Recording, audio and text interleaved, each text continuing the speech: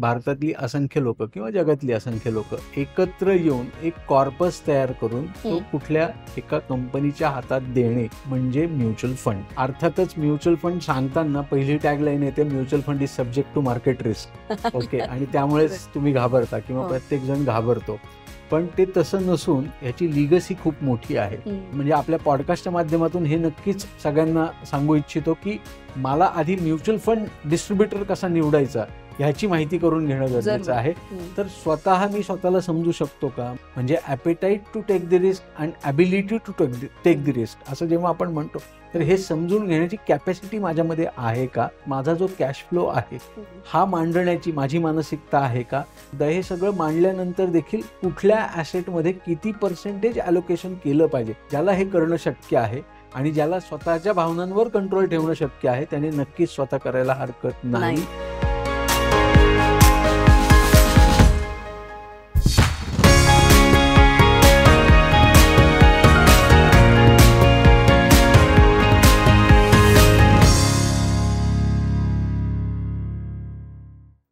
नमस्कार. कोटीच्या कोटी उड्डाणेच्या एका नव्या भागात पुन्हा एकदा तुमच्या सगळ्यांचं मनापासून स्वागत. अल्बर्ट आइन्स्टाईनचं एक वाक्य वाचलं होतं की मानवाची सगळ्यात मोठी आणि महत्वाची उपलब्धी म्हणजे चक्रवाढ व्याजाचं समीकरण. पण हे समीकरण तुम्हाला आम्हालाच एका विशेष पद्धतीने उकळण्यासाठी याचा खास भाग घेऊन आम्ही तुमच्यासाठी आलो आहोत. काय असणार आहे आजच्या भागात थेट गप्पांमधूनच आपण समजून घेऊया. भूषण दादा, मनापासून स्वागत. हॅलो अनघा. हॅलो. येस. अर्थात आपली क्रिसेंट ही जी कंपनी आहे ती म्युच्युअल फंडाशी त्याचं एक छान अनुसंधान आहे. बरोबर. तर मगाशी मी बोलताना म्हणलं चक्रवाढ व्याज, आम्ही ते अनुभवत नाही रे. आम्ही असं ऐकून आहोत की म्युच्युअल फंडात हे चक्रवाढ व्याज आपल्याला बऱ्याचदा पाहायला मिळतं, अनुभवायला मिळतं. मग मुळात तरी म्युच्युअल फंड म्हणजे काय सांग आणि मग त्याविषयी बोल.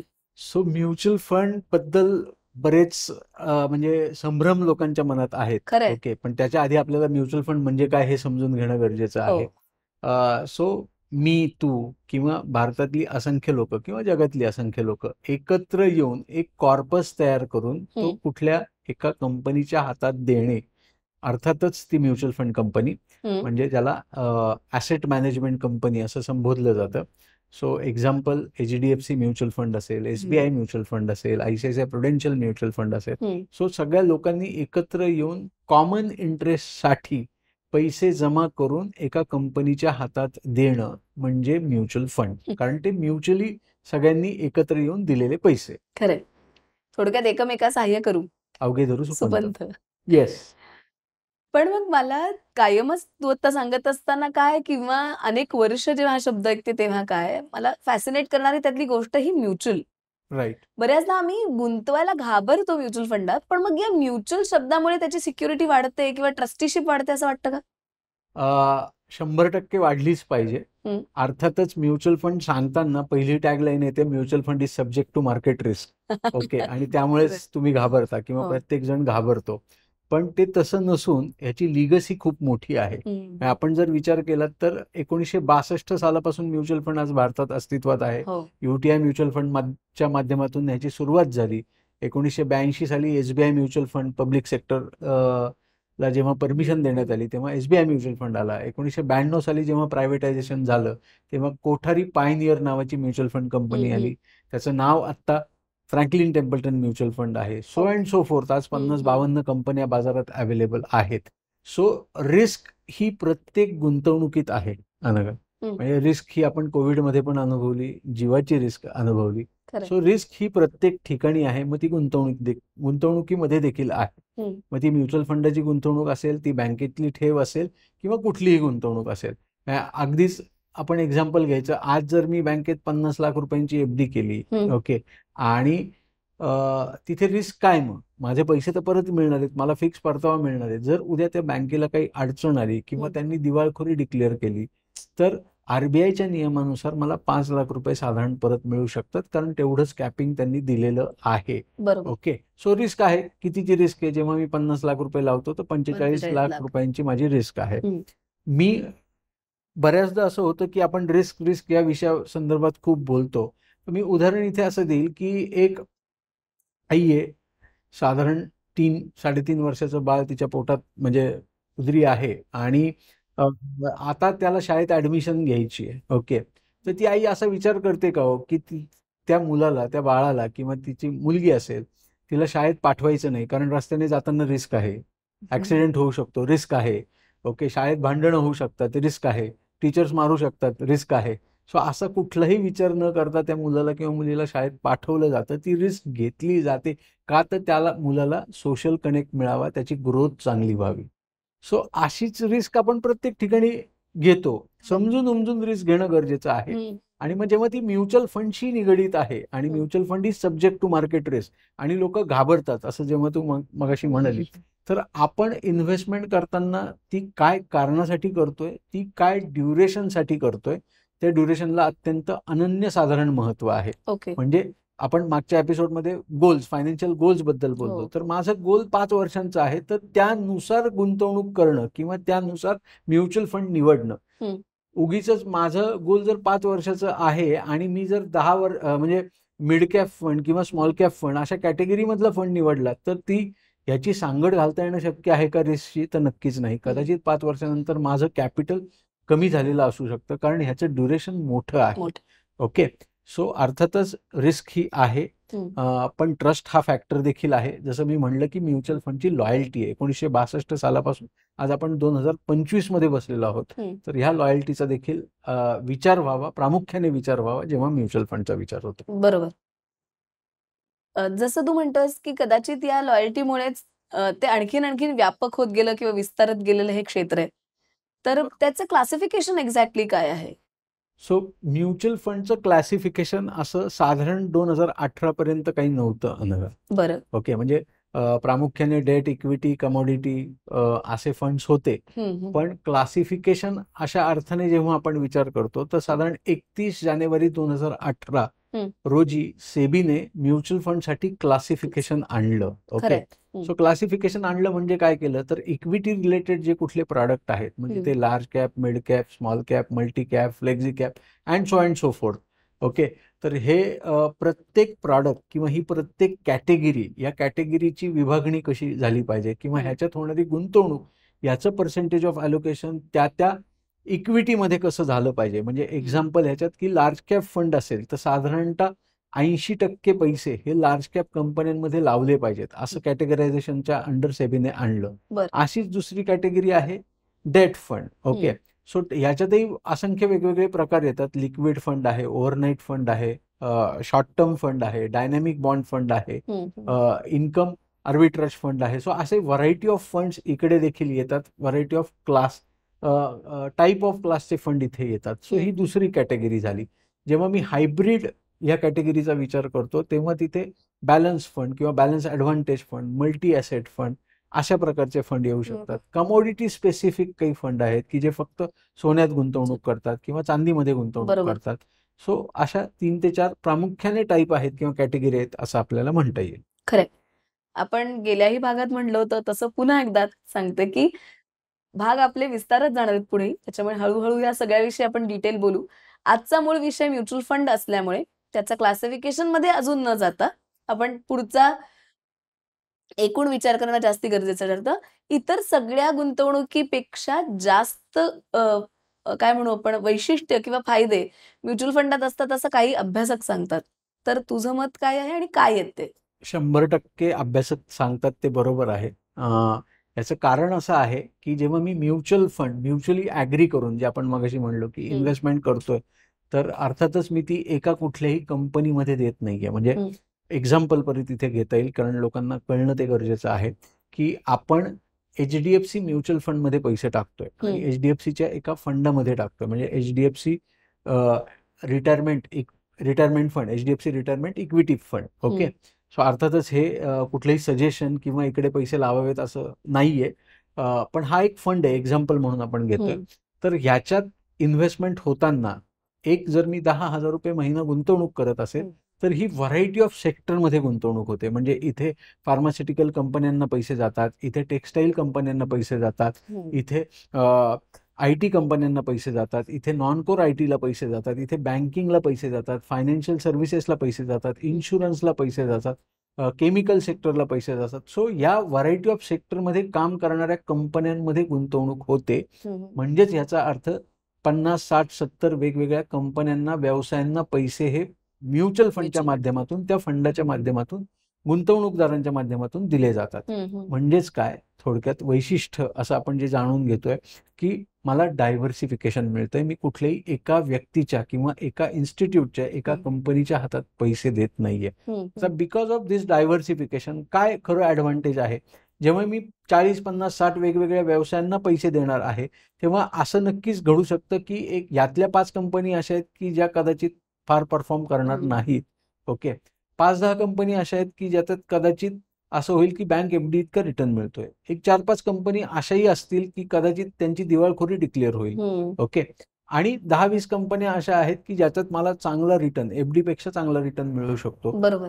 3-5 कंपन्याच अशा मिळतील की ज्या मला खूप एक्स्ट्रा ऑर्डिनरी रिटर्न देणाऱ्या असतील. सो ह्याचं कॉम्बिनेशन मी जेव्हा घेतोय, कारण ह्याच्यात कसं आहे अनघा, की फंड मॅनेजर किंवा म्युच्युअल फंड कंपनी ह्यांना कोणालाच माहिती नाहीये की ती कंपनीचं भवितव्य कशा अर्थाने असणार आहे. म्हणजे भवितव्य म्हणजे मॅनेजमेंटचा अभ्यास तो फंड मॅनेजर किंवा ती ॲसेट मॅनेजमेंट कंपनी ही नक्कीच करते. परंतु मग ती कंपनी काय पोटेन्शियल ग्रोथ देऊ शकते, पास्ट रिटर्न बघून, त्याचं सगळं balance sheet, P&L, trading account हे सगळं बघूनच पैसे हे लावले जातात.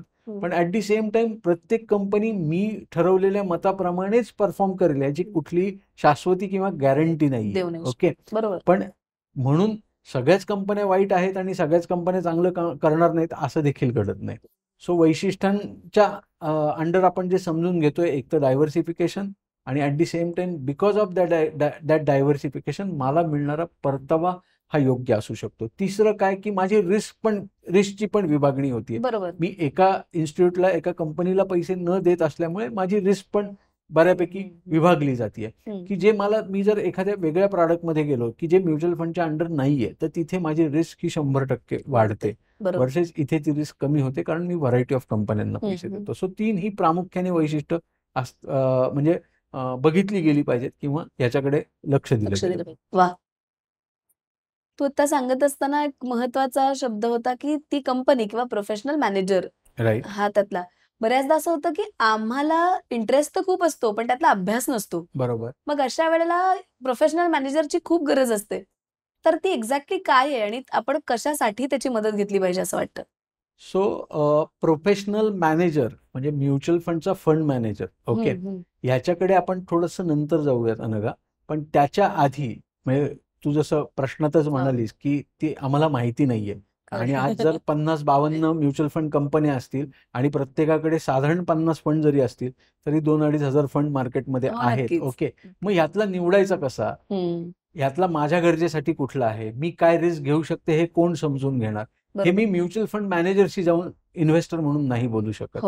सो त्याच्यासाठी योग्य कन्सल्टंट, योग्य डिस्ट्रीब्युटर असणं गरजेचं आहे. म्हणजे मी म्हणजे आपल्या पॉडकास्टच्या माध्यमातून हे नक्कीच सगळ्यांना सांगू इच्छितो की मला आधी म्युच्युअल फंड डिस्ट्रीब्युटर कसा निवडायचा ह्याची माहिती करून घेणं गरजेचं आहे, बिफोर अंडरस्टँडिंग की फंड मॅनेजर किंवा प्रोफेशनल मॅनेजर्स कसे असतात. ओके, आता coming to the professional manager.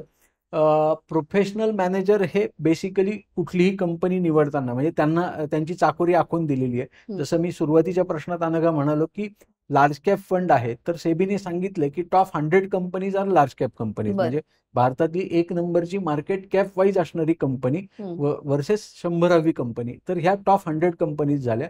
Large cap फंडची डेफिनेशनच अशी आहे की तिथे गुंतवणूक करताना या 100तल्या कंपन्या निवडायला लागतात. ओके, सो म्युच्युअल फंड मॅनेजरचं काम आहे की त्यातल्या त्या टॉप 30-40 कंपन्या निवडून काढणं, त्याच्यात योग्य ॲसेटचं ॲलोकेशन करणं. म्हणजे एक्झाम्पल परत इथे की एक लार्ज कॅप फंड आहे ज्याच्यात 5,000 कोटी सगळ्यांचे मिळून म्युच्युअली एकत्र करून, कारण आपण म्युच्युअल फंड बद्दल बोलतो, गुंतवले गेलेले आहेत. तर ह्या 5,000 कोटीचं त्या लार्ज कॅप फंडात जर त्यांनी 40 कंपन्या निवडल्या तर त्या प्रत्येक कंपनीमध्ये किती पैसे लावले गेले पाहिजे, किती पर्सेंटेज पैसे लावले गेले पाहिजे, ह्यालाही सेबीने काही नियम घातलेलेच आहेत. परंतु फंड मॅनेजर तो कॉल घेतोय की मी 3% लावणारे, 5% लावणारे, 60% लावणारे.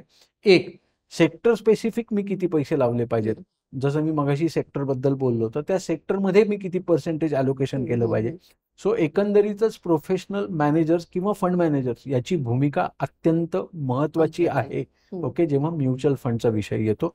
आणि अर्थातच त्या फंड मॅनेजरचा एक्सपिरियन्स, त्याने आतापर्यंत केलेलं काम, लोकांना दिलेला परतावा, घेतलेली रिस्क, या सगळ्या अनुषंगाने ते बघितलं गेलं पाहिजे. म्हणूनच डिस्ट्रीब्युटरचं देखील तितकंच महत्व आहे. नक्कीच. म्हणजे थोडक्यात आपण जसं म्हणतो तसं की आपण प्रत्येक गोष्टीसाठी कोणत्या तरी अनुभवी व्यक्तीची, अगदी घरातली व्यक्ती जरी असेल तरी आपण त्याची मदत घेऊन आयुष्यातल्या पुढच्या गोष्टी ठरवतो. तसं गुंतवणूक करत असताना किंवा आर्थिक विचार करत असताना आपण प्रोफेशनल मॅनेजर हा अनुभवी कोणीतरी आहे असं समजून घेऊन त्याची मधत घेणं जास्त गरजेचं आहे. अनुभव असल्याशिवाय तो फंड मॅनेजर होत नाही. नक्कीच. म्हणजे आज भारतातल्या टॉप म्युच्युअल फंड कंपन्यांमधले फंड मॅनेजर जर बघितलेत 20 वर्ष, 25 वर्ष, 30 वर्ष, कोणी 35 वर्षाचा एक्सपिरियन्स असणारी लोक आहेत. आणि म्हणजे मोठे मोठे फंड मॅनेज करतात. म्हणजे 2 लाख कोटी, 3 लाख कोटी असा एक फंड मॅनेज करणारे फंड मॅनेजर्स आहेत. ओके, सो त्या अनुभवाला अर्थातच खूप जास्त महत्व आहे. नक्कीच. पण काही वेळा असंही असतं की तरीही काही जण म्हणतात की आम्हाला स्वतःला करून बघायचंय. मग अशा वेळेला म्युच्युअल फंड हा कोणता चांगला, कोणता वाईट, अशा पद्धतीचे अनेक विचार मनात येतात. मग त्याचं वर्गीकरण आपण मनात कसं करायचं? सो आता ह्याच्यात उदाहरण असं देता येईल अनघा, की मी आजारी पडलोय. ओके, आणि मला ताप आलाय. तर मी पॅरासिटामॉल मेडिकलच्या दुकानात जाऊन विकत घ्यायची आहे, की माझा ताप हा तात्पुरता आहे, की तो वाढत जाणारा आहे, की मला आणखीन काही झालंय ज्या कारणामुळे मला ताप आलेला आहे, हे कोणीतरी चेक करणं अपेक्षित आहे. आणि मग त्याच्यावर मी कशा मेडिसिन्स घ्यायच्या आहेत, काय क्वांटिटीमध्ये घ्यायच्या आहेत हे ठरणार आहे. ओके, सो हे जजमेंट घेण्याचं काम कोणीतरी करतंय जेव्हा मी आजारी पडतोय. ओके, तसंच इन्व्हेस्टर म्हणून मी जेव्हा विचार करतो तेव्हा कुठलाही इन्व्हेस्टर असेल, म्हणजे जसं तू म्हणाली की मला स्वतःहून करायचंय, तर स्वतः मी स्वतःला समजू शकतो का, मी काय रिस्क घेऊ शकतो का, ह्याचा अंडरस्टँडिंग आणि ह्याची नॉलेज लेवल, म्हणजे appetite to take the risk and ability to take the risk असं जेव्हा आपण म्हणतो, तर हे समजून घेण्याची कॅपॅसिटी माझ्यामध्ये आहे का. त्यानंतर माझे जे फायनान्शियल गोल्स आहेत, माझा जो कॅश फ्लो आहे हा मांडण्याची माझी मानसिकता आहे का. तिसरा महत्वाचा मुद्दा आहे, हे सगळं मांडल्यानंतर देखील कुठल्या ॲसेटमध्ये किती पर्सेंटेज ॲलोकेशन केलं पाहिजे. ॲसेट क्लासिफिकेशन बद्दल आपण आय थिंक मागच्या कुठल्या तरी पॉडकास्टमध्ये बोललो होतो. डिटेलमध्ये अजून आपल्याला बोलायचं आहे. तर ते समजून घेण्याची किंवा ते मांडण्याची माझी कॅपॅसिटी आहे का, असे असंख्य प्रश्न आहेत. हे ज्याच्याने शक्य आहे, ज्याला हे करणं शक्य आहे आणि ज्याला स्वतःच्या भावनांवर कंट्रोल ठेवणं शक्य आहे, त्याने नक्कीच स्वतः करायला हरकत नाही. पण हे आपला मानवी स्वभाव आहे. आपण शॉर्ट टेम्पर आहोत, आपण पटकन पॅनिक होतो. या सगळ्या अर्थाने माझ्यावर ताबा ठेवणारी, कंट्रोल ठेवणारी, योग्य पद्धतीने मला गुंतवणूकदार म्हणून मॅच्युरिटी देणारी व्यक्ती हवी. म्हणूनच स्वतः करणं थोडंसं कठीण आहे किंवा रिस्की आहे असं मी म्हणेन. ओके, आपण ह्या सगळ्याचा नक्कीच विचार करूया. दादाने आता आपल्याला सांगितलं की स्वतःवरती कंट्रोल असेल तर नक्की इन्व्हेस्ट करू, अन्यथा आमची क्रिसेंट आहे तुमच्यासाठी. अर्थात अशा अनेक गोष्टी तुमच्यापर्यंत नव्याने पोहोचवत राहायच्या. पण एक तुम्हाला ऍड आठवतील, म्युच्युअल फंड सही है ना दादा? येस. तर क्यू सही है, आणि त्या ऍडने काय म्हणजे जादू केली असं तुला वाटतं? त्या ऍडने खरंच जादू केली. म्हणजे मी इथे मान्य करायला काहीच हरकत नाही. म्हणजे association of mutual fund in India यांनी जी जाहिरात रन केली आणि अजूनही ती करतायत की म्युच्युअल फंड सही आहे. ओके, ह्या म्हणजे ही टॅगलाईनच आपण असं म्हणूयात. या टॅगलाईनने भारतातला इन्व्हेस्टर जागा झाला. एक.